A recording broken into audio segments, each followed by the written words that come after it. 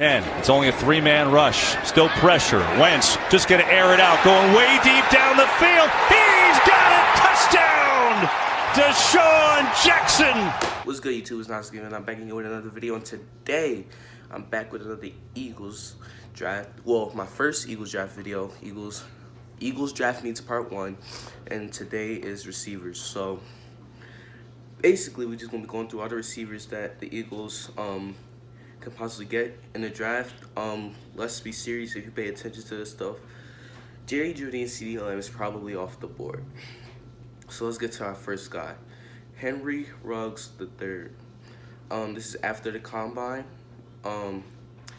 So Henry Ruggs, he ran a 4.28 yesterday, and dude, this guy is who we think he is. Like, he didn't break the record, but 4.28, that's still not easy to get. So Henry Ruggs, speed guy, and I heard that he's not only a speed guy, that he can do some other things with the route running stuff too. So hopefully that hopefully he can help us with that, especially we need speed badly. Arcega-Whiteside showed he couldn't get open, but you know, maybe Arcega-Whiteside is one of the guys we gotta give him time to develop. But that's basically that. And yeah, so next guy. So our next guy is T. Higgins from Clemson. T. Higgins, he's more of an Alshon Jeffrey, go up and get it type of guy. He's a little faster than Alshon. Do I really want him? I don't know. But sorry if I hear that beeping in the background. But do we want him? I don't know. Because, like, we need speed. We don't really need that Alshon type of guy. We don't want that Alshon type of guy. And, yeah. We don't need that Alshon type of guy. We want more speed and playmaking down the field.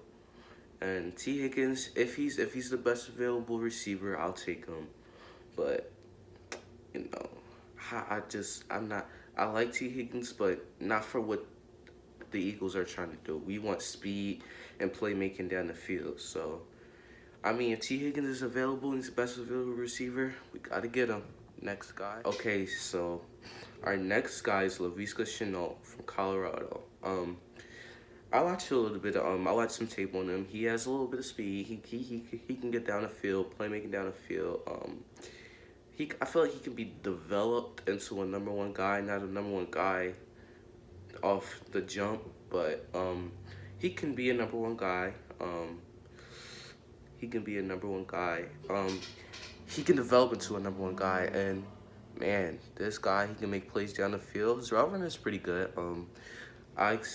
A very underrated guy in the draft. He can definitely go first round. He's not like one of the big names like the Jeudy and the Lambs, but he's starting to get his name out there. So next. Okay, so the next guy is this is the second round, by the way. KJ Hamler from Penn State. He's basically Deshaun Jackson 2.0. He's probably going to be in the second round guy, maybe late first round. But man, KJ Hamler, he can get down the field. He's like Deshaun Jackson or like a Tyreek Hill. Like, he can get down the field and get himself open when he needs to. I really love KJ Hamler. I'm a Penn State fan, so I watch almost every one of his games. He showed up and contributed in every one of his games. He showed up and contributed at every one of his games, and man, that guy's just a speedster. He likes speed. You want to talk about speed? Probably the second fastest guy in the draft, other than Henry Ruggs, the third. Probably faster than Henry Ruggs. He didn't participate in the combine like T. Higgins did it, so we didn't get to see him in 40, but watch tape on him. You'll see why he didn't really need to. Next, another guy. Next guy, Donovan Peoples-Jones. Now, he's kind of bigger, but he still has speed on him. He can route run. He's probably a second, third round guy. You can steal him. That's definitely a draft steal. I like Donovan Peoples-Jones from Michigan. He can be another guy like Laviska Shenault. He can be developed into a #1 receiver. He can make plays down the field. I don't think he's going to be a first. Like I said, he's a second round option at best because this receiver class is stacked.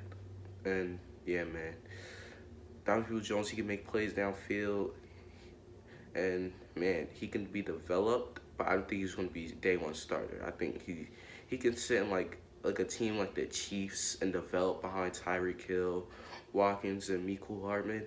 I think that'd be a team that can possibly get him. So, especially if Watkins is an upcoming free agent, so maybe they can get another guy to pair along Tyreek Hill, Hardman, and them. Okay, so another guy, he can go in the second or third round too, Antonio Gandy-Golden. Now, one of my friends told me about him, and I'm like, who the heck is Antonio Gandy-Golden? And man, he's one of the guys to look out for. Man, what can I say? Antonio Gandy-Golden, he's fast. He's definitely fast. He can make plays downfield. He can fit into the Eagles offense. He can fit into the Eagles offense. You know, we gotta give him a couple years to develop behind. Well, if Alshon might get traded, he can still develop behind Deshaun Jackson and, you know, the other guys that's on the team. And he reminds me of like how do I want to say this? Like he's a little tall, but not like he's not like Megatron tall or like Alshon Jeffrey, but he has size and he has speed, and that's what we want. He's like a little bit of a smaller version of DK Metcalf, so that's another guy to look out for.